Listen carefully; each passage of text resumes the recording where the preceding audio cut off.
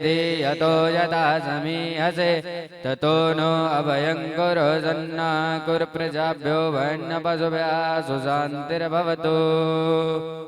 शान्ति शान्ति शान्तिर्भवतु।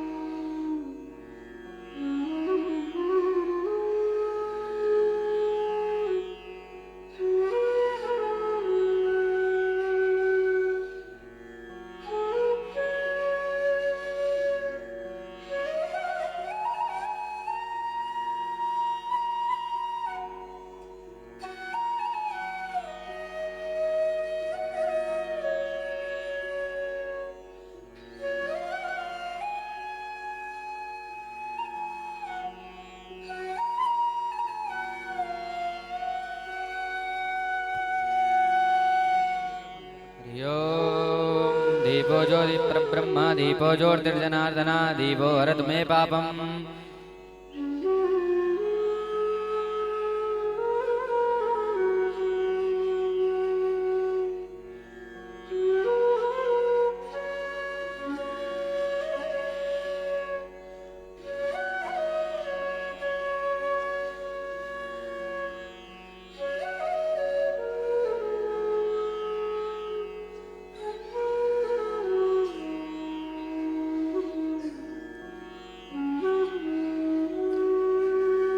परम श्रद्धेय डॉक्टर सुरेंद्र बिहारी जी गोस्वामी हमारे बीच पधार गए हैं और आप राष्ट्रभाषा प्रचार समिति में सह सचिव हैं, कार्यकारी सचिव हैं, भागवताचार्य हैं और आपकी बहुत सारी उपलब्धियां हैं।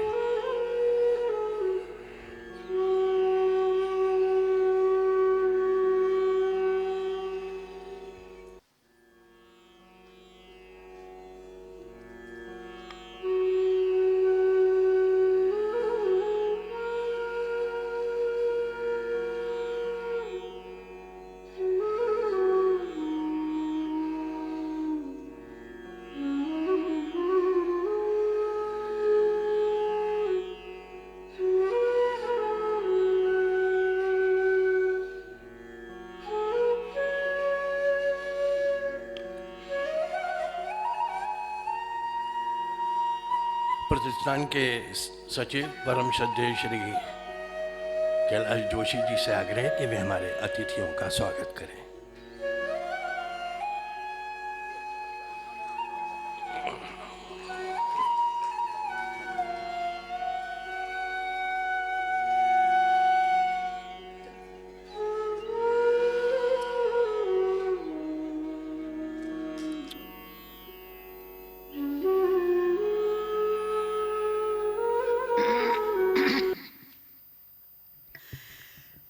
प्रभु की मंगलमय दिव्य नाम स्मरण के साथ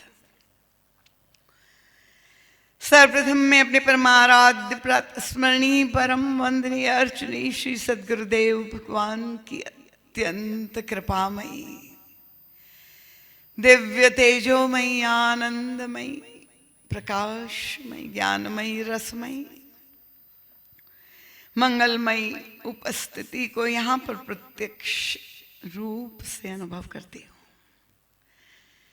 और श्री सद्गुरुदेव भगवान के परम पवित्र पुनीत पाद पद्मों में अपनी प्रणति अर्पित करते हुए सिर कर साष्टांग दंडवत प्रणाम करते हैं। अगुरु चरणारविंद में अंतर हृदय से यही प्रार्थना करती हूँ, आप ही का एक अत्यंत लघु यंत्र बनकर आप ही का संदेश सभी भक्तों के समक्ष रख सको, ऐसी बल बुद्धि विद्या और विवेक देने की कृपा करें। गुरु चरणों से अनंत हृदयाशीष कोटिशः मंगलाशीष प्राप्त करके इस वार्षिक अनुष्ठान पंचदिवसीय ज्ञान यज्ञ में समुपस्थित सभी रामानुरागी, भगवत कथा रसिक, श्रद्धालु, प्रबुद्ध एवं सुधी श्रोता महानुभाव, वंदनीय मातृशक्ति, सुदूर से पधारे वे सभी आगंतुक श्रोतावृंद, सभी विशिष्ट विभूतियां जो यहाँ पर समुपस्थित है, नामी एवं अनामी, अग्रिम पंक्ति से लेकर अंतिम पंक्ति तक जितने भी यहाँ भक्त महानुभाव बैठे हुए, आप सभी मेरे लिए विशिष्ट ही नहीं, समान रूप से अति विशिष्ट है। भगवत कथा श्रवण करने की जिज्ञासा लेकर साधक वृत्ति से आप लोग यहाँ नित्य प्रति अपना अमूल्य समय निकाल करके बैठते हैं, श्रवण करते हैं, तो आप सबका मैं हृदय से बहुत बहुत स्वागत अभिवादन करती हूँ। श्री तुलसी मानस प्रतिष्ठान के सभी सम्माननीय पदाधिकारी वृंद, परम आदरणीय श्री रघुनंदन जी शर्मा, क्योंकि हमारे आज के जो मुख्य अतिथि है परम भागवत स्वरूप गोस्वामी जी, अन्य सभी यहाँ जो उपस्थित है, सबका के प्रति हृदय से नमन करते हुए बार बार प्रणाम अर्पित करती हूँ। अभी आपके समक्ष, क्योंकि खत्री जी ने भी, जिनका सम्मान आज हुआ और अपने सुविचारों से, उत्कृष्ट विचारों से वर्ष भर अपनी लेखनी को धन्य करके आप सबको प्रबोधित करते हैं, और इतने विनम्र है कि अनेक वर्षों से मैं स्वयं देख रही हूँ कि एक श्रोता के रूप में बैठ करके श्रवण भी करते हैं। उनका आज सम्मान हुआ तो उनके प्रति भी बहुत बहुत नमन प्रणाम करती हूँ। आदरणीय विजय जी के पिताजी माधुरी शरण जी, स्वर्गीय माधुरी शरण जी का भी स्मरण कर ले, क्योंकि वे भी इस ज्ञान यज्ञ से पूरे मनो बुद्धि से जुड़े हुए थे, क्योंकि तन मन धन से जुड़े हुए आज भी उनके पुत्र विजय जी भी है, तो उनका भी मैं स्वागत करती हूँ। आइए समय का हम सदुपयोग करें, और प्रारंभ में ही मैं आप लोगों से अनुरोध कर दूं, केवल शरीर से आपकी उपस्थिति यहाँ दर्ज ना हो, पर अगर आप कथा प्रसंग में अपना मन लगाकर बुद्धि को पिरोकर और चित्त में समाहित होकर के श्रवण करेंगे, तो मुझे विश्वास है सनातन धर्म का जो दिव्य व्यापक जीवन दर्शन है, जिसको पूज्यपाद गोस्वामी तुलसीदास जी ने अपने रचनाओं में, अपनी काल जयी कृति में, अमर कृतियों में जो पिरोया हुआ है, जिनका प्रकाश आज से 500 वर्ष पूर्व हो चुका है, पर फिर भी वह चिंतन आज भी किस तरह से समसामयिक है, परम प्रासंगिक है, हम सभी साधकों के लिए परम उपादेय है, उसको युग तुलसी परम पूज्य महाराज श्री की दृष्टि प्राप्त करके हम समझने का प्रयास कर रहे हैं। गत 2 दिनों से जो चिंतन प्रारंभ किया था, आप तो नित्य प्रति अगर आ रहे हैं, जो नए श्रोता है, कि इस बार श्री हनुमान जी महाराज के चरित्र को केंद्र में रख करके हम लोग अपनी समस्याओं का अनुसंधान करने का प्रयास कर रहे हैं। 2 दिनों से मैं आप लोगों की जो प्रतिक्रियाएं सुन रही हूं, मंच पर भी आज उद्घोषक महोदय ने कहा कि ये विषय दीदी माँ ने स्वयं चुना है, और श्रोता भी यही कह रहे हैं कि दीदी माँ इस बार तो अद्भुत आनंद आ रहा है। एक सुधी श्रोता ने कल कहा कि कल की जो व्याख्या थी जिसमें श्री हनुमान जी महाराज दीक्षित हो रहे थे, जो संवाद था वो तो शोधपूर्ण व्याख्या थी। तो मैं पुनः आपको स्मरण दिला दूं, नित्य प्रति तो मैं कहती भी हूं, ना विषय का चयन करने वाली मैं हूं और ना व्याख्या करने वाली मैं हूं, वो सब कुछ वहीं से होता है, वहीं से स्पंदित होता है। विषय का चयन भी उन्होंने किया, व्याख्या का भी संपूर्ण भार उन्हीं पर है, और मैं तो केवल आप ही की तरह एक श्रोता हूं। बस अंतर इतना ही है कि आप नीचे बैठ करके सुन रहे हैं और मैं ऊपर बैठ करके सुनती हूं। बाकी मैं भी यही प्रभु के जो दिव्य रहस्य है उसका श्रवण करके आनंदित होती रहती हूं। तो श्री हनुमान जी महाराज का जो विलक्षण चरित्र गोस्वामी तुलसीदास जी ने हनुमान चालीसा, जिसको मैंने कहा कि एक ग्रंथ रत्न है, विश्व में सबसे अधिक गाया गया ये पाठ है, और उसमें श्री हनुमान जी महाराज का परिचय गोस्वामी तुलसीदास जी ने विभिन्न रूपों में दिया है। नित्य प्रति हम लोग सामूहिक रूप से पाठ करते थे, आज भी आप लोगों ने किया होगा। तो एक श्रोता ने कल मेरे पास एक जिज्ञासा, एक प्रश्न जो है लिख करके भेजा कि दीदी माँ, जैसा आपका अनुरोध है, उद्देश्य है, आप कहती हैं कि आज की युवा पीढ़ी को, नई पीढ़ी को भी हम अपने सनातन संस्कृति से अवगत करें, तो जो कथा हम श्रवण करके यहाँ से जाते हैं, तो मैं नित्य प्रति वो कथा मैं अपने पोते को सुनाता हूँ। और उस बालक ने मुझे एक प्रश्न किया जिसके लिए मैं निरुत्तर हो गया। तो मैं चाहता हूं कि आप उस पर प्रकाश डालें।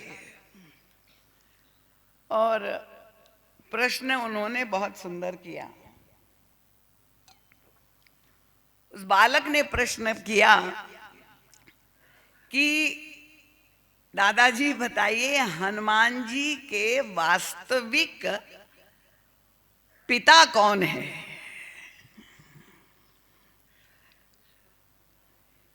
क्यों? क्योंकि हनुमान चालीसा का पाठ जब वो करवा रहे थे और समझा रहे थे, तो उन्होंने ये पढ़ा कि एक और गोस्वामी जी कहते वे शंकर सुवन है, दूसरी ओर हनुमान गोस्वामी तुलसीदास जी उन्हें केसरी नंदन के रूप में नमन करते हैं, और फिर वे स्मरण करते हैं कि आप अंजनी पुत्र और पवन तनय है। तो ये जो परिचय हनुमान जी महाराज का दिया गया है, तो उनके वास्तविक माता पिता कौन है? और आप लोग, क्योंकि वर्ष भर यहाँ कथा होती है, इतने विद्वान बुद्धिजीवी बैठे हुए हैं, अवगत तो होंगे ही कि उसका उत्तर क्या है। क्योंकि ये प्रश्न तो हमारे मनो मस्तिष्क में उठते ही नहीं। ये तो नई पीढ़ी के बच्चे इतने बुद्धिमान हैं और उनमें जो जिज्ञासा है जानने की, अगर आप उनको ठीक ठीक उत्तर नहीं देंगे तो उसका परिणाम क्या होगा कि यही कहा जाएगा कि ये जितने भी पुराणों की कथाएं ये सब मिथ है, ये फिक्शन है। क्योंकि हमारी संस्कृति पर तो बार बार इस तरह के होते ही हुए हैं आक्रमण। पहले रामकृष्ण को भी मिथ बताया गया था और अभी हनुमान जी महाराज को लेकर के भी ऐसा ही आक्षेप होगा अगर आप उत्तर नहीं दे पाएंगे तो। उसका उत्तर देना सरल नहीं है। पर अगर हमारे पास युग तुलसी परम पूज्य महाराज श्री की वह सूक्ष्म पैनी आध्यात्मिक दार्शनिक दृष्टि है, स्थूल रूप से देखने पर, वे बहिरंग रूप से देखने पर परस्पर विरोधी बातें लग रही हैं, जिस धरातल पर हम बैठकर सोचने समझने के अभ्यस्त है, पर परम पूज्य महाराज श्री तो हमें एक और कक्षा ऊपर उठा करके अध्यात्म में ले जा करके प्रकाश डालते हैं। अभी हमारे गोस्वामी जी ने प्रकाश पर प्रकाश डाला था। परम पूज्य महाराज जी कहते हैं कि पहले हमें सनातन धर्म के जीवन दर्शन को समझना होगा। सनातन धर्म की मान्यता क्या है कि जो सर्वोच्च शक्ति परब्रह्म परमात्मा है, उसके लिए जो शब्द प्रयोग किए गए वो अनंत है, असीम है। हरि अनंत, और जब हरि अनंत है, हरि के रूप भी अनंत है। तो गोस्वामी तुलसीदास जी ने जब ये अलग अलग परिचय श्री हनुमान जी महाराज ने के दिए हनुमान चालीसा में, वे बहुत सांकेतिक है। पर तुलसीदास जी की मंशा क्या थी वो तो केवल युग तुलसी ही समझ पाए। क्यों उन्होंने ये केवल एक परिचय न दे करके इतने रूप में परिचय दिया? परम पूज्य महाराज श्री हमें कृपया पूर्ण सहयोग करे। देखिए, मैं प्रयास यही करती हूं कि जितना सरल सरस बोधगम्य हो जाए ये प्रसंग, पर क्योंकि ये विवेचना आध्यात्मिक है और आप सभी साधक हैं, इसलिए मैं साहस कर रही हूं कि आपके सामने मैं व्याख्या करूं। महाराज श्री कहते ये जितने भी परिचय है हनुमान जी के, वे सभी सत्य है। क्योंकि ये अवतारवाद की जो अवधारणा है सनातन धर्म में, महाराज श्री का एक ग्रंथ है मानस चिंतन प्रथम भाग, जिसमें अवतारवाद पर महाराज श्री ने बहुत विलक्षण व्याख्या की है, प्रकाश डाला है। जिन्होंने नहीं पढ़ा हो, साहित्य उपलब्ध हो तो आप जरूर पढ़े, जो जानना चाहते हैं। महाराज श्री कहते कि प्रभु का जो तत्वता रूप है वो तो एक है, पर ये भिन्न भिन्न रूप अवतार में जो हमें दिखाई दे रहे वो प्रभु की लीला है। और लीला जब प्रभु करते हैं भक्तों के लाभार्थ, जैसे भक्त की भावना, जैसे साधकों की हृदय की आकांक्षा, उसके अनुरूप प्रभु रूप धारण करते हैं। अब श्री हनुमान जी महाराज के प्राकट्य की कथा मानस में तो गोस्वामी तुलसीदास जी नहीं लिखी, पर उसके लिए अगर हम पुराणों का आश्रय लेते हैं तो पुराणों में भी जब कथाएं आती है वो भी परस्पर विरोधी लगती है। और इसलिए परम पूज्य महाराज श्री कहते हैं कि गोस्वामी तुलसीदास जी ने ये जो विभिन्न परिचय हनुमान जी महाराज के दिए वो साधकों के लिए, किस साधक को, क्योंकि श्री हनुमान जी महाराज तो शाश्वत सदगुरु है, वो तो अमर देवता है, वो तो एक वैश्विक गुरु है। और प्रत्येक मार्ग का साधक, क्योंकि साधन पथ में आपको गुरु की आवश्यकता पड़ती है, तो प्रत्येक मार्ग के साधक को श्री हनुमान जी महाराज से प्रेरणा कैसे मिल सकती है। महाराज जी ने कहा सभी साधकों को पूछा जाए। सबसे पहले भक्तों के पास चले गए और हमारे गुरुदेव तो सबसे बात करते थे। भक्तों से पूछा कि आपको श्री हनुमान जी के ये भिन्न परिचय में सबसे प्रिय कौन सा लगता है, प्रेरक। और भक्तों ने जो बात कही, अब उसको प्रमाणित भी तो करना पड़ेगा। परम पूज्य महाराज जी की व्याख्याएं ऐसी नहीं है कि केवल वो तर्क संगत मीमांसा प्रस्तुत करते हैं। भक्तों ने कहा हमें तो ऐसा लगता है कि श्री हनुमान जी महाराज तो शंकर सुवन है या शंकर स्वयं है। महाराज श्री ने पूछा कि क्यों आपको लगता है कि ये शंकर सुवन या भगवान शंकर स्वयं है। और तब भक्तों ने कहा कि हनुमान जी महाराज को जो कार्य प्रभु ने सौंपा, कितना चुनौतीपूर्ण कार्य था, जो किसी के लिए संभव नहीं हो पाया।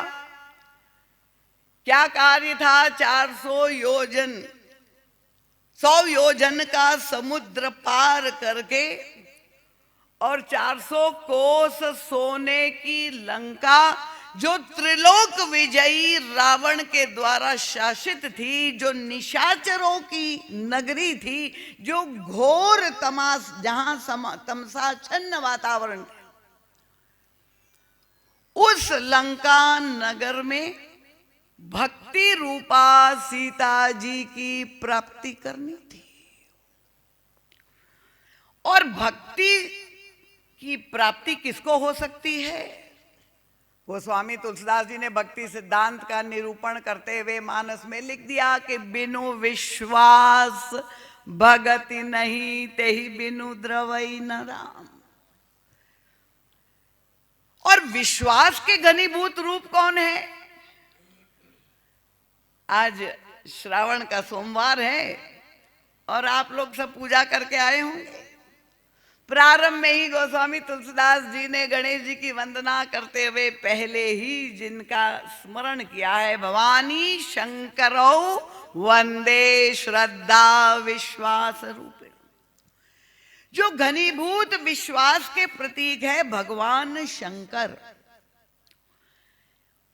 अगर विश्वास नहीं होता, हनुमान जी महाराज के मार्ग पर पग पग पर संकट और बाधाएं आ रही है। भले भगवान श्री राम ने अपनी मुद्रिका दे दी थी, राम नाम की मुद्रिका मुख में डाल दी थी, पर ये राम नाम की मुद्रिका तो हम सबको प्राप्त है ना, केवल हनुमान जी को ही प्राप्त है क्या?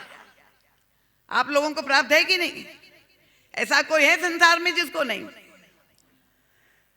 सारे बंदर भी साथ में थे, पर एकमात्र श्री हनुमान जी अकेले उन सारी बाधाओं को पार कर पाए। वो कहां से बल मिला? ऐसा अटूट विश्वास, राम नाम जप करते हुए निरंतर, और प्रभु के बल पर विश्वास के आधार पर ही वे सारी बाधाओं को पार करके लंका पहुंच करके और भगवती सीता, भक्ति रूपा सीता का आशीर्वाद प्राप्त करने में सफल हो जाते हैं। इसलिए वे कहते हैं वह तो शंकर स्वयं है। पर हमारे गुरुदेव को इससे संतोष नहीं हुआ। पानी महाराज श्री पूरे मानस का अन्वेषण करने लगे, हमें तो और प्रमाण चाहिए। और महाराज श्री को वो प्रमाण मिल गया। कहां पर? बालकांड में। किस प्रसंग में मिल गया जहां अभी कितना सुंदर गायन हमारे गोस्वामी जी ने किया। देखिए पूरा तार जुड़ा हुआ है, मैं देख रही हूं वो भगवत वाणी का। भगवान श्री राम के प्राकट्य की बेला आपने वो वातावरण पहले से ही सृजित कर दिया, मेरा काम बड़ा सरल कर दिया। जब सारे तीर्थ वहां पर अयोध्या में रामलला सरकार का नवमी भौमवार मधुआसा जब प्रभु का प्राकट्य हुआ, वो परमानंद परब्रह्म जब एक देशीय होकर के कौशल्या के महाराज दशरथ को जिन्होंने धन्य किया, प्रकट हुए प्रभु। दर्शन करने के लिए सारे देवताओं की भीड़ सब पहुंच गए। अब गोस्वामी तुलसीदास जी तो जब मानस लिखते हैं तो वो तो स्वयं सम्मिलित होकर लिखते हैं, वो केवल किसी से सुनी सुनाई बात नहीं लिखते, प्रत्यक्षदर्शी हो करके लिखते हैं। वो भी अपना कैमरा ले करके पहुंच गए अयोध्या की गलियों में कौन कौन आया हुआ है, और तब खोज मची कि भाई जिनके इष्ट है बंदो बाल रूप सोई रामू, सब सिद्धि सुलभ जपत जिस नामू। हमारे भगवान शंकर देवादि देव के तो इष्ट ही है राम लला, वो आए हैं कि नहीं। और इसलिए गोस्वामी तुलसीदास जी खोजने लगे, कहीं शिव जी दिखाई दे रहे हैं, वो जटाधारी। और आज तो नाग पंचमी है, सारे नागों का श्रृंगार करके लपेटे हुए कहीं दिखाई दे रहे हैं, पर गोस्वामी तुलसीदास जी को तो दर्शन नहीं हुए शिव जी के। ओहो, ये तो भगवान शंकर की ही कृपा थी कि स्वयं उन्होंने ही अपना रहस्य उद्घाटित किया। कहां पर? वो पार्वती जी को कथा सुनाते हुए कहते हैं, और एक कहूं निज चोरी, सुनी सुनो गिरजा अति दृढ़ मति तोरी। मैंने एक चोरी की है, अपनी पत्नी से कह रहे हैं मैं अब तुम्हें सुना रहा हूं। क्या उनका काग भुषुंडी संग हम दो, मनुज रूप जानई नहीं को। मैं भी अयोध्या गया हुआ था जब हमारे राम लला प्रकट हुए थे। किस रूप में गए थे गोस्वामी जी तो चकित हो गए, मैं तो खोज रहा था, नहीं दिखाई दिए। शंकर जी ने कहा मैं तो कपट वेश में गया था, मनुज रूप जाने नहीं को। पार्वती जी चकित हो गई, भगवान आप गए, आपने उस समय मुझे नहीं ले गए प्रभु का दर्शन करने के लिए। मैं आपकी धर्म पत्नी, शंकर जी ने कहा मैं क्षमा चाहता हूं। देखे ये पति पत्नी का रिश्ता। शंकर जी ने कहा मुझे बड़ा डर लग रहा था, एक बार पहले भी मैं राम कथा सुनने जा रहा था तो तुम्हें लेके गया था, पर उसका परिणाम जो हुआ वो इतना दुखद हुआ कि मुझे लगा आज राम का प्राकट्य हो रहा है और तुम्हें मैं ले जाऊं और फिर तुम्हारे मन में वो संदेह आ जाए, इसलिए मैंने तुम्हें नहीं बताया। ये संवाद जब शिव जी पार्वती जी में हो रहे, देखिए परम पूज्य महाराज श्री कितनी अंतरंग में बैठ करके वो रस प्रकट करते हैं। और किसको लेके गए? परम पूज्य महाराज श्री ने शिव जी से पूछा कि भाई ये जो मर्यादा है, धर्म पत्नी शब्द है, सारे धार्मिक सात्विक काल में पत्नी साथ में होती है। शिव जी ने कहा ये तो ठीक है, धर्म पत्नी धर्म कक्षा तक ठीक है, पर अर्थ काम धर्म के बाद भक्ति की जब में कोई प्रवेश करे तो धर्म से भी ऊपर की कक्षा है, वहां धर्म पत्नी की भूमिका नहीं होती है। भक्ति मार्ग में अगर आपको रस लेना हो, आनंद लेना हो, तो जिससे आपका मन मिले, जिससे रस लेने की रीति मिले, जिससे आपकी भावना रस पुष्ट हो, ऐसे व्यक्ति को साथ में लेना चाहिए। वो आवश्यक नहीं कि वहां पत्नी ही साथ में चले। देखिए छोटे छोटे सूत्र मिलते हैं। और तब उनका मैंने अपने चेले को कहा, चलते हो? राम लला प्रकट हुए, दर्शन करना है। काकभूषुंडी जी भी बड़े प्रसन्न हो गए। साथ में उन्होंने कहा हम भी चलते हैं, मनुज रूप धारण करके। अब भगवान शंकर चाहते हैं अपने इष्ट का दर्शन, पर दर्शन कहाँ मिलेगा? वो तो महल में मिलेगा जहां प्रकट हुए। पर भगवान शंकर कहते हैं कि मैं तो कहां पर मनुज रूप धारण करके कहां जो है विहार कर रहे हैं।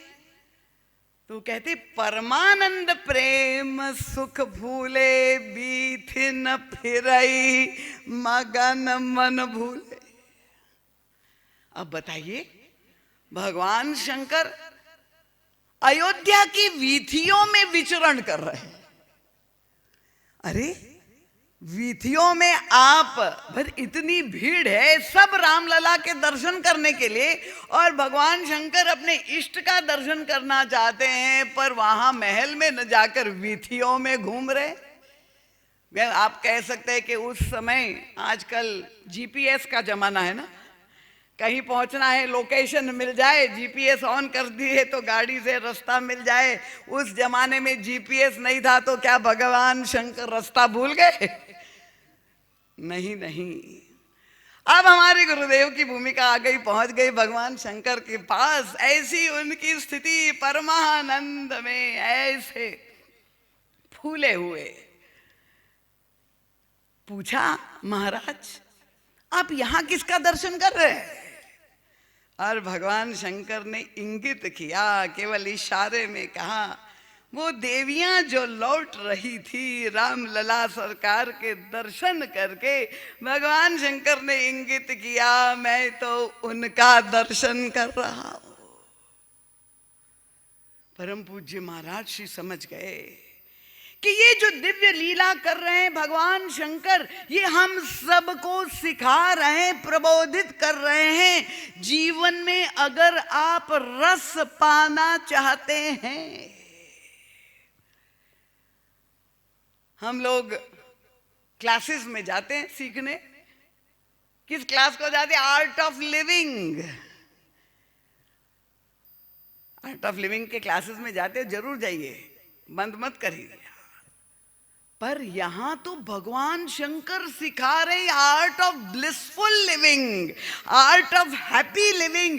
कैसे आप परमानंद प्राप्त कर सकते हैं। अगर रामचरितमानस में आप डूबेंगे तो ये कला आपको प्राप्त हो जाएगी। शंकर जी हमें सिखा रहे, गोस्वामी तुलसीदास जी ने इसीलिए तो ये लिखा है।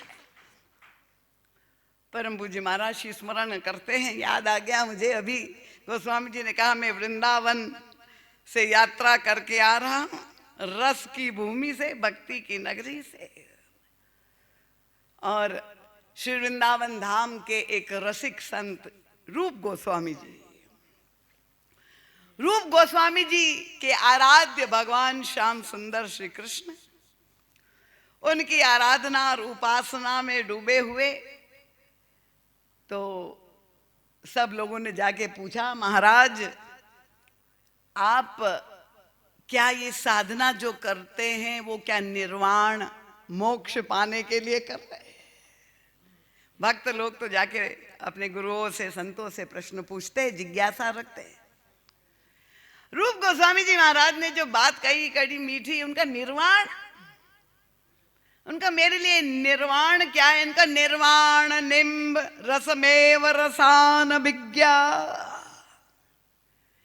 निर्वाण तो मेरे लिए, क्योंकि चारों फलों में मोक्ष एक फल है, तो वे निर्वाण और मोक्ष की तुलना किससे करते हैं? वो नीमकौड़ी के फल से करते हैं। नीमकौड़ी समझते हैं आप? नीम के पेड़ में जो फल लगते हैं नीमकौड़ी कहते हैं। और वैसे तो किसी को प्रिय नहीं लगता है खाना, पर जब वो पक जाता है तो उसमें हल्की मिठास आ जाती है। तो रूप गोस्वामी जी महाराज ने कहा निर्वाण निम्ब रसमेव रसान विज्ञा, मेरे लिए तो निर्वाण निम्ब कौड़ी के बराबर है। कोई रसिक हो जो आम का फल रसाल खाने का व्यस्त हो, उसको निम्ब कौड़ी दे तो कैसा लगेगा? वो तो उसको स्वीकार नहीं। तो अच्छा, आप नहीं निर्वाण चाहते तो क्या चाहते महाराज बताइए रूप गोस्वामी जी? तो उन्होंने कहा श्यामामृतम, मैं तो श्यामामृत पीना चाहता हूं। अच्छा, श्यामामृतम कैसे पीते हैं आप, कैसे उस दिव्य अमृत का पान करते? और तब उन्होंने कहा श्यामामृतम मधुर मंथर गोपरामा नेत्रांजलि चुलुकिता वसिता पिबामा। श्यामामृत का मैं पान करता हूं। कैसे पान करते हैं? कोई ग्लास है, कोई कुल्हड़ है। अब ये संतों के पास ये कला होती है रस की। देखिए क्या अद्भुत, कैसे रूपामृत श्याम सुंदर का जो सौंदर्य है उसका जब रस पान करना है, हम तो अपने नेत्रों से ही पान करते हैं किसी के सौंदर्य का। पर रूप गोस्वामी तुलसीदास जी ने कहा मैं श्यामामृत कैसे पीता हूं, अद्भुत विधा बताई। ये कला भी संतों के पास होती है। उन्होंने कहा गोपियां, मैं गोपियों का आश्रय लेता हूं। कैसे? उनका गोपियां जब श्याम सुंदर का दर्शन करती है और अपने नेत्रों के द्वारा, अब नेत्र को उपमा भी क्या दी गोस्वामी तो रूप गोस्वामी जी ने? उनका नेत्रांजलि चुलुकिता। चुल्लू आप समझते हैं कि नहीं? अंजलि, जैसे पौराणिक समय में, आजकल तो डिस्पोजेबल का जमाना है, पर वहां कोई पात्र से कोई वस्तु पीना है, जूठा ना हो जाए, तो पौसरे के पास जल पीना है तो हाथ की अंजलि बना करके लोग पीते थे। तो रूप गोस्वामी जी ने वही परिकल्पना की। अब नेत्रांजलि को चुल्लू के साथ क्यों तुलना की रूप गोस्वामी जी ने? बड़े जो है रसिक संत है, उनका गोपियां पी रही है, उसमें आपको क्या लाभ है? वो रूपामृत का पान अपनी नेत्रांजलि से कह रहे कि नहीं नहीं, आनंद तो यही है। वे अपनी नेत्रांजलि से पान कर रही है, तो कितना ही व्यक्ति सावधान हो, पर वो जब पान करता है नेत्रांजलि से तो कुछ बूंदे नीचे टपकती है। मैं तो उन बूंदों का पान करता हूं। इसका मतलब क्या हुआ?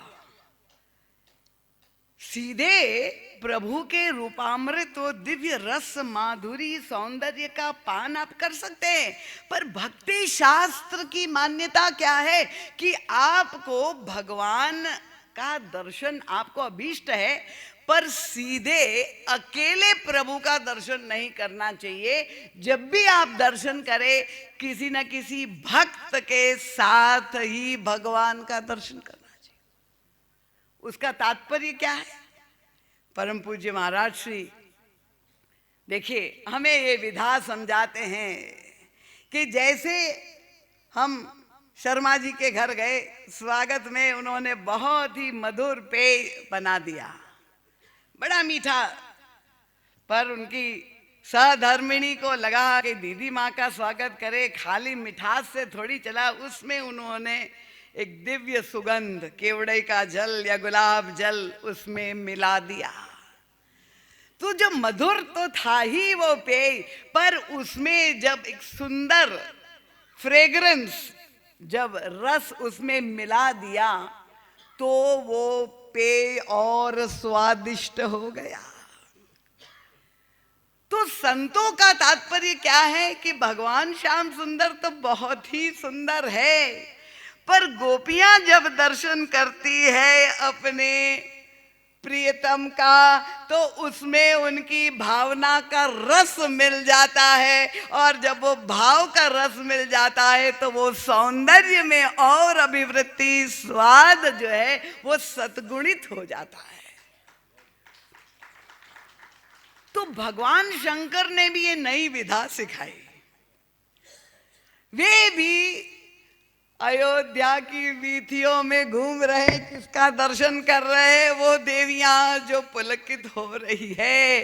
रामलला सरकार का दर्शन करके रोम रोम रोमांचित हो रहा है और वो दिव्य भावना उनके नेत्रों से भावाश्रु छलक रहे हैं और वो दिव्य भाव मुद्राओं का भगवान शंकर दर्शन करते क्या स्थिति हो गई उनका? वो प्रेम रस पान करके फूल के कुप्पे हो गए, इतना रस छक के पी लिया। परमानंद प्रेम सुख फूले, बीथिन फिरई मगन मन भूले।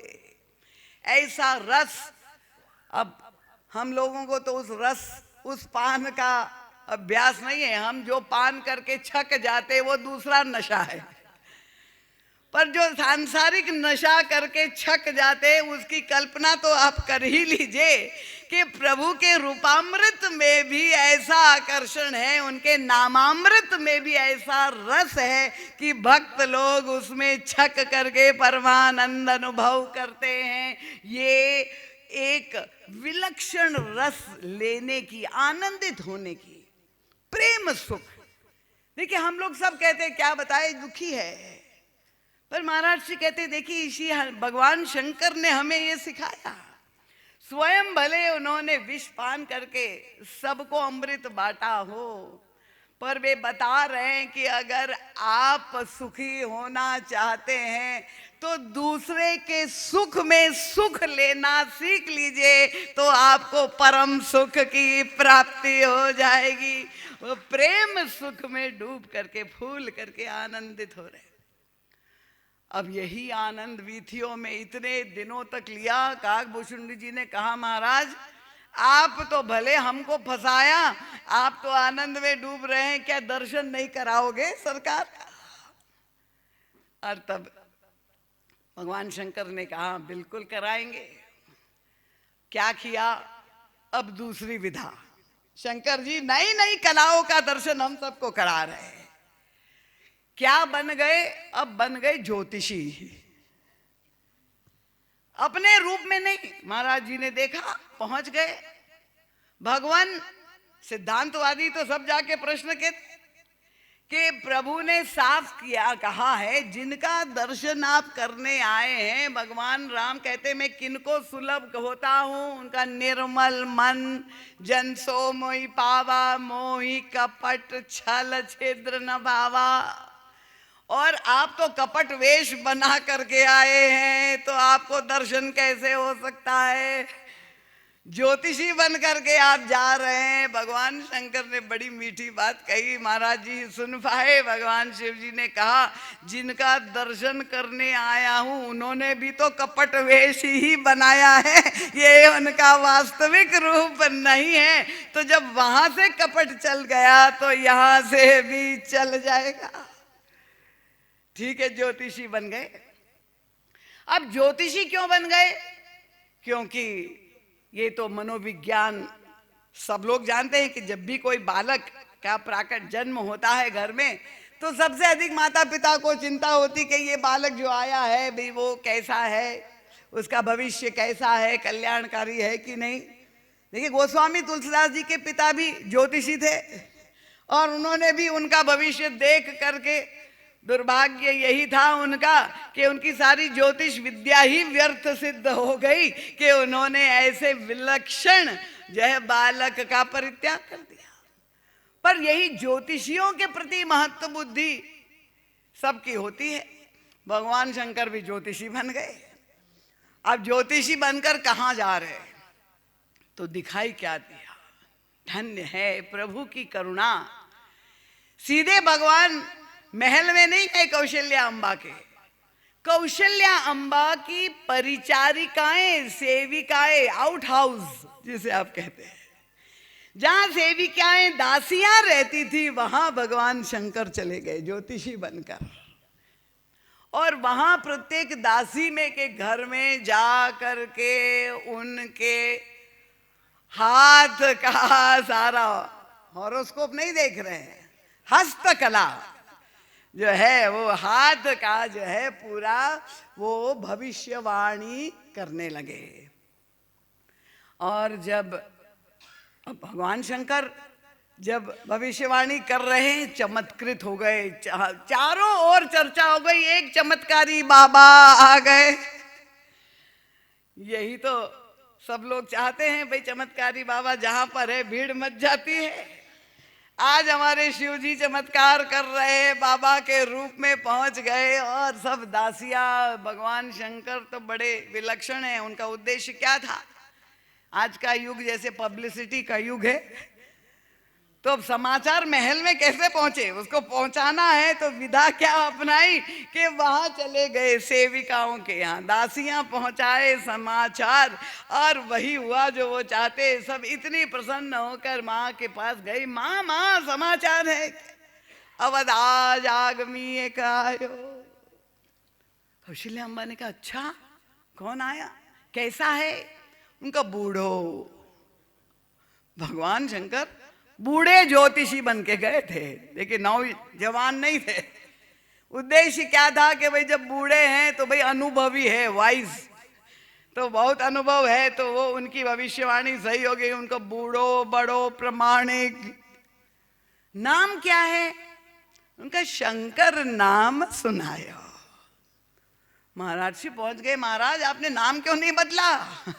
भगवान शंकर ने कहा उन्होंने भी तो नाम अपना नहीं बदला, तो मैंने भी अपना नाम वही रहने दिया। वो भी राम बन के आए, मैं भी शंकर।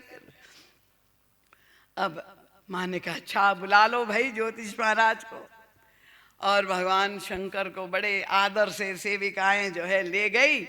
भगवान शंकर तो अब व्याकुल हो रहे, अपने इष्ट का दर्शन करने के लिए पहुंच गई। और माँ तो पड़ गई औपचारिकताओं में कि भाई जब एक संत पधारे हैं तो उनकी सेवा कैसे हो, चरण प्रक्षालन, फूल माला सारी सामग्री से ये आरती उतार रहे। और यहाँ भगवान शंकर व्याकुल हो रहे हैं कि कब दर्शन हो गए हमारे सरकार के ऊपर। माँ ने सारी औपचारिकता करके जब अंदर गई और अपने लाल को गोद में समेट कर हृदय से लगा करके ले आई।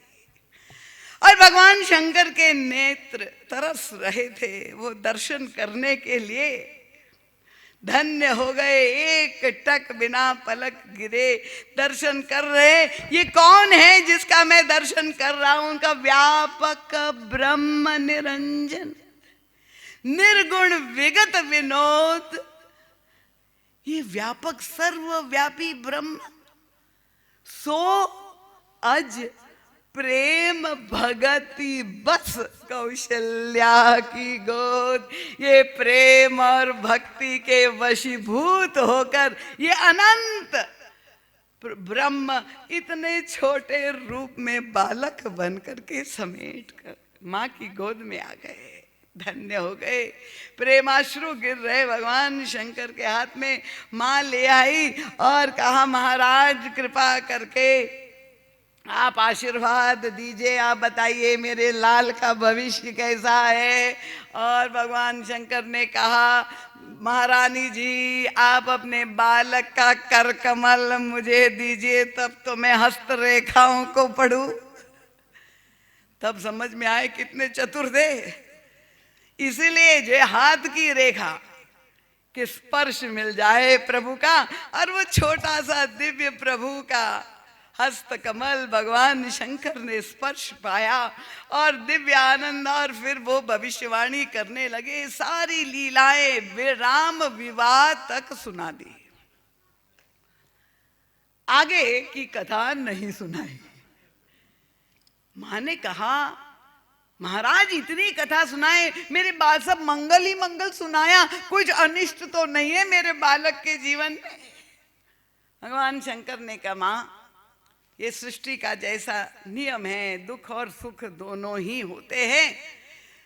अरे कुछ अनिष्ट भी है तो आप बताइए कुछ शांति का उपाय। भगवान शंकर ने कहा हाँ माँ उपाय तो धर्म शास्त्र में बड़े बड़े लिखे हैं, पर मेरे पास एक तत्कालिक छोटा सा उपाय है, मैं बता देता हूँ। मेरे माथे में यहाँ एक दिव्य यंत्र है और अगर आप अपने लाल का चरण इस यंत्र से छुला देंगे तो सारा अनिष्ट टल जाएगा। भगवान शंकर चाहते थे किसी तरह से प्रभु का चरण कमल मिल जाए अपने इष्ट का। पर मां बड़ी सावधान। मां ने कहा नहीं महाराज, आप ब्राह्मण तेजस्वी महात्मा और हम ठहरे क्षत्रिय, इतना बड़ा अपराध पाप मेरे बालक का चरण में आपके सिर पे नहीं, ये संभव नहीं है, मैं और कोई उपाय बता दीजिए। भगवान शंकर को इतना पश्चाताप हृदय में हुआ। उन्होंने कहा मैं देवता से नर बना तो कर कमल मिल गया, और अगर चरण कमल चाहिए तो बानर बनना पड़ेगा, ये निश्चित हो गया। बानर बने बिना काम नहीं होगा। और इसलिए भगवान शंकर श्री हनुमान जी के रूप में भगवान श्री राम के चरण कमल मिल जाए, चरण की सेवा मिल जाए। सेवा करने के लिए कोई उच्च वर्ण में जन्म लेना आवश्यक नहीं है। अगर प्रभु की सेवा आप करना चाहते हैं, बंदर का भी स्वागत है। जो सारे दोषों से युक्त है, प्रभु उनको भी स्वीकार करते हैं। ये संदेश हनुमान जी के रूप में भगवान शंकर ने हमें दे दिया। तो भक्तों ने कहा कि हमारे लिए तो भगवान जो श्री हनुमान जी महाराज शंकर स्वयं ही है या शंकर सुमन है। अब महाराज जी चले कर्म योगियों के पास। अब कर्म मार्ग पर चलने वाले लोगों से पूछा कि आपको श्री हनुमान जी महाराज का चरित्र प्रेरक लगता है, कौन सा परिचय आपको प्रिय लगता है? उन्होंने कहा हमको तो श्री हनुमान जी महाराज पवन तनय है, पवन नंदन का रूप हमको सबसे प्रेरक लगता है। और कथा क्या आती है?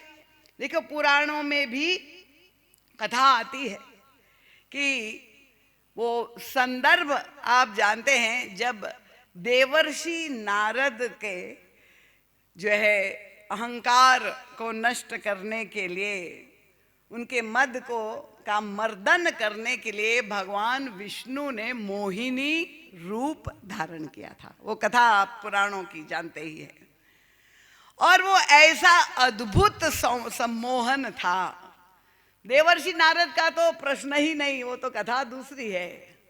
पर भगवान शंकर ने जब सुना कि भगवान विष्णु ने, हरि ने जो है मोहिनी रूप धारण किया, तो उनके हृदय में जिज्ञासा हुई कि मुझे भी उस रूप का दर्शन मिल जाए।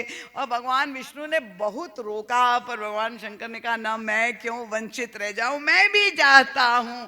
और तब प्रभु ने उनके समक्ष जब वो विश्व मोहिनी रूप प्रकट किया, भगवान शंकर इतना आकर्षण उन्होंने अनुभव किया। पुराणों की जो कथा आती कि दौड़ पड़े, भागे उनके पीछे। और वो आकर्षण का प्रभाव क्या हुआ कि उनका जो दिव्य तेज, उनका वीर्य था, वो स्खलित हो गया। अब भगवान शिव का तेज उस समय पवन देवता ने देखा ये घटना को, और तब क्या किया, पवन देवता ने वो ले जा करके अंजनी माता जो वन में तपस्या कर रही थी प्रभु को पाने के लिए, पवन देवता माध्यम बने और वो वीर्य जा करके अंजना के गर्भ में उन्होंने कर्ण द्वार के द्वारा स्थापित कर दिया। ये कथा आती है। ये तो ठीक है कि इस तरह से वो पवन तनय हो, पर परम पूज्य महाराज श्री कहते हैं कि आप अगर और सूक्ष्मता से विचार करके देखें, जो पवन या वायु की भूमिका है, उनका पंच तत्व से सृष्टि निर्मित है। क्षिति जल पावक गगन समीरा, मानस में आता है ना। इनमें से जितने भी तत्व है उन सभी अनिवार्य है जीवन के लिए, पर उनकी सबकी भूमिका जल की, क्षिति की, गगन अगन की, अग्नि की, सबको हमें अपनी आंखों से दिखाई देती है। एकमात्र वायु ही ऐसा है, पवन ही ऐसा है। देखिए, जल के बिना, भोजन के बिना भी आप बहुत दिनों तक रह सकते, उपवास कर सकते, जल के बिना भी रह सकते, पर वायु के बिना रह पाना जीवन का पर्याय है, जो इतना अनिवार्य है। ये पवन देवता का कार्य, वायु देवता, पर कहीं वायु दिखाई देता है? कहीं पवन को दर्शन कर सकते हैं, जो अनिवार्य है जीवन के लिए।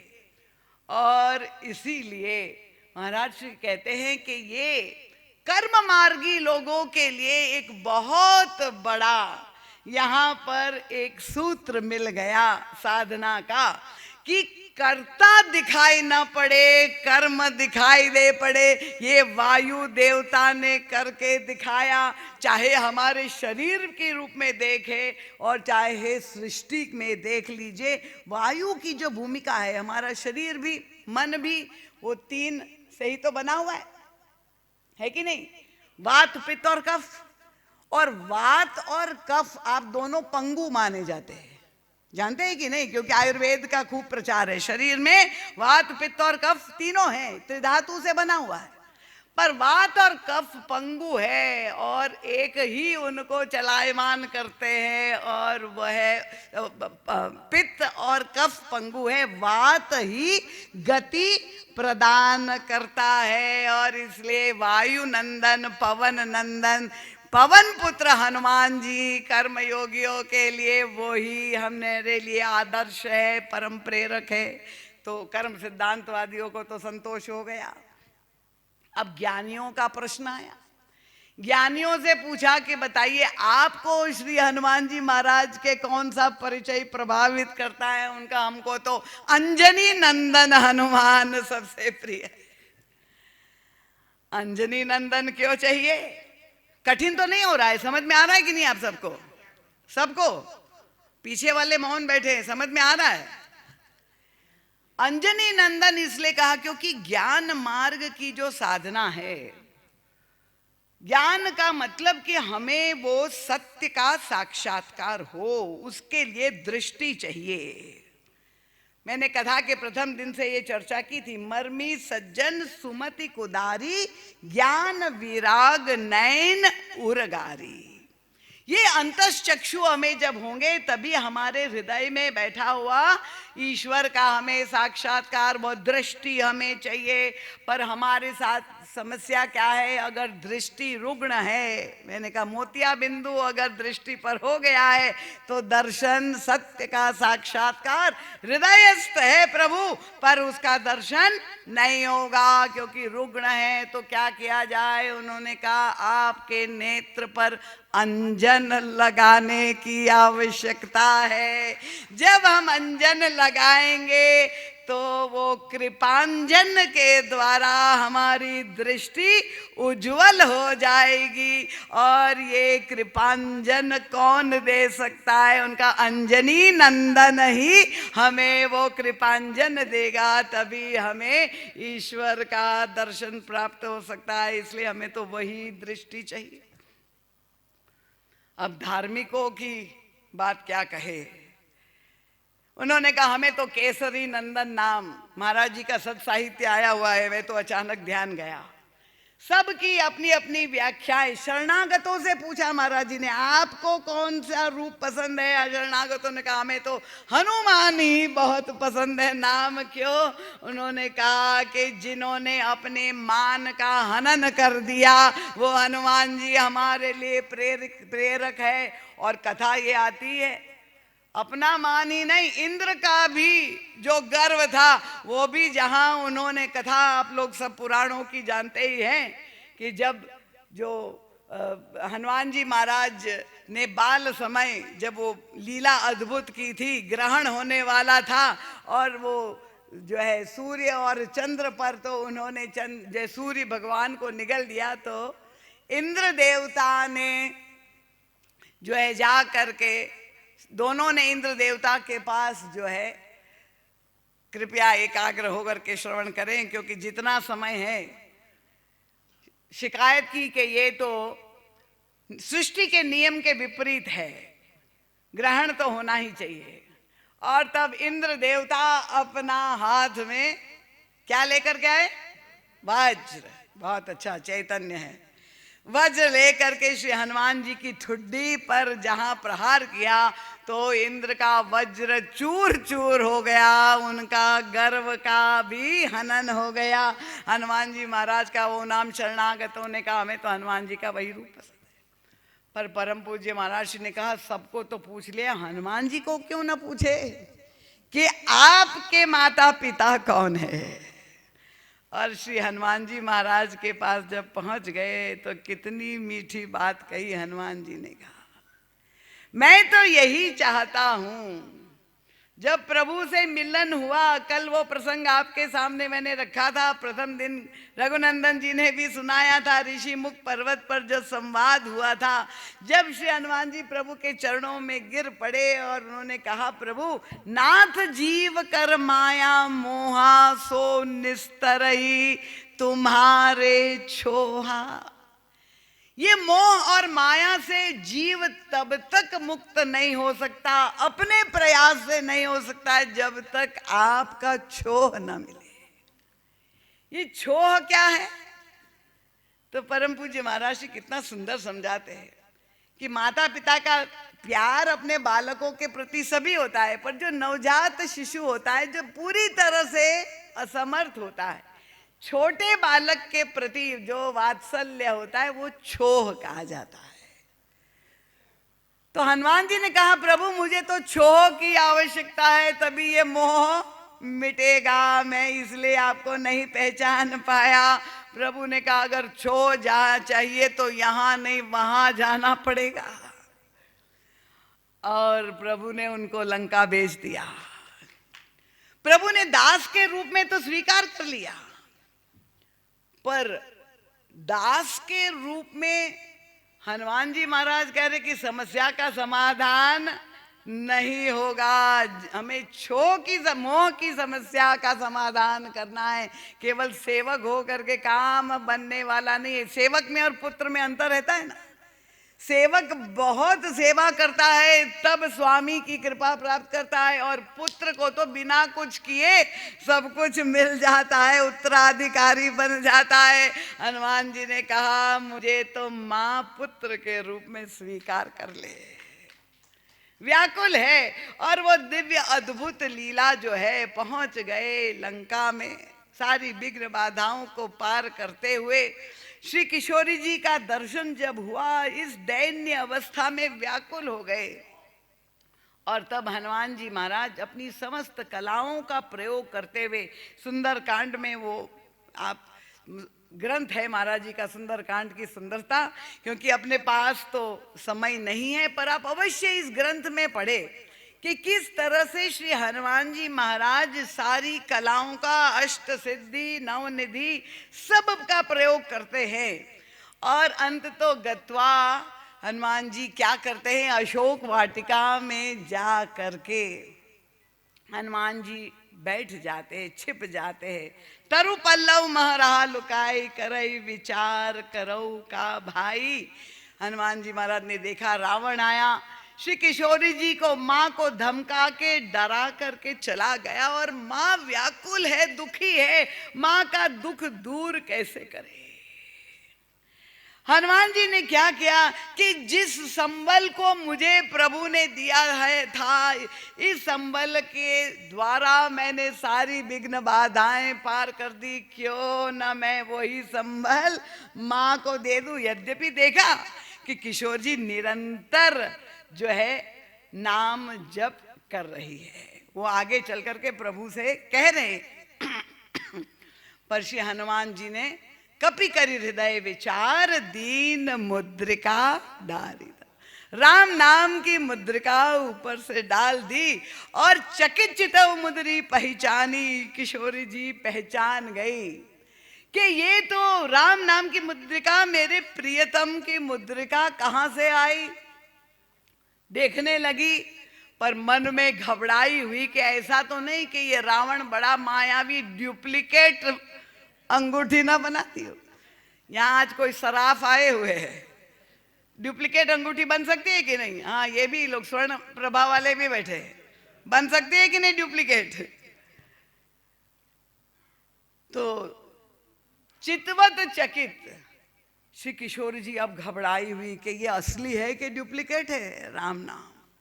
अब हनुमान जी महाराज माँ की स्थिति समझ रहे हैं, क्या किया जाए, माँ का दुख दूर कैसे करे। राम नाम देकर भी नहीं समाप्त हो रहा है माँ का कष्ट। और तब हनुमान जी ने दूसरा अस्त्र का प्रयोग किया, रामचंद्र गुण वर्णन लगा, प्रभु की कथा सुनाना शुरू कर दिया। सुनत ही सीता कर दुख। यहां किसी के अभी इस समय दुख हो रहा है क्या? कालकृत दुख सता रहा है तो अभी कथा नहीं सुन रहे हैं आप। सुनत ही सीता कर दुख भागा, भाग गया भगवान राम का गुणानुवाद जहां हो रहा हो दिव्यानंद। और तब हनुमान जी महाराज, अब किशोरी जी ने कहा, कौन श्रवणामृत यही कथा सुहाई, कहीं सो प्रकट होत कि न भाई। हनुमान जी महाराज उसी रूप में देखिए छोटे से कपी के रूप में माँ के सामने कूद गए और इतनी घबरा गई। वो संवाद जो हुआ, अब माँ को विश्वास कैसे दिलाए। और तब बार बार कह रही, राम दूत मैं माँ तू जानकी, सत्य शपथ। प्रभु का वो अंतरंग नाम का भी महामंत्र प्रयोग कर दिया। पर श्री किशोर जी को अभी भी विश्वास नहीं हो रहा है। और फिर सारी कथा नर बानर ही संग कहूं कैसे। तुरंत सीता जी ने पूछा, हम कैसे विश्वास करें, कही कथा भई संगति कैसे। भगवान की कथा अभी तक केवल भगवान की कथा सुनाई थी, पता चला अपनी कथा नहीं सुनाई थी। जब तब श्री किशोरी जी के वचन सुन, हनुमान जी के वचन सुन करके किशोरी जी के मन में विश्वास हुआ। और तब हनुमान जी कह रहे हैं कि ये जाना मन क्रम वचन यह कृपा सिंधु कर दास। अभी दास के रूप में ही माना स्वीकार किया, पुत्र नहीं मान रही। इतना कथा सुना दी, सारा संदेश सुना दिया, पर माँ अपना रही। तब हनुमान जी ने सोचा कि माँ का वात्सल्य कैसे जागृत हो। तो बड़ी विद्वत्ता की बात नहीं है उनका, ऐसी कुछ बात कर दे छोटे बच्चे जो करते ना, बहुत अच्छी लगती है। हनुमान जी ने क्या, कछुक दिवस जननी धर धीरा, कपिन सहित ये रघुवीरा। माँ थोड़ा जो है और धैर्य रखो, सारे बंदर हम मिल करके आएंगे प्रभु श्री राम के साथ। और निश्चर मारी जो है भगवान श्री राम आपको यहाँ से ले जाएंगे। अब जैसे ही माँ ने कहा, माँ ने सुना कि इतने बंदर आएंगे, तो माँ के हृदय में तुरंत वो वात्सल्य उमड़ पड़ा। उनका है सुत कपि सब तुम ही समाना। अरे मेरे लाल, क्या सारे बंदर इतने छोटे छोटे ही है तुम्हारे साथ? उनका ये राक्षस इतने बड़े विशाल है, ये कैसे उनसे युद्ध होगा? और तब हनुमान जी बड़े प्रसन्न हो गए कि माँ ने पुत्र के रूप में स्वीकार कर लिया। और माँ को विश्वास देने के लिए कनक भूधराकार शरीरा समर भयंकर अति बलवीरा, सीता मन भरोस तब भयहु। और फिर मन संतोष सुनत कपिवाणी, भगति प्रताप तेज बलसानी। माँ इतनी प्रसन्न हो गई, लुटाने लगी आशीर्वाद, और एक नहीं 5-5 आशीर्वाद।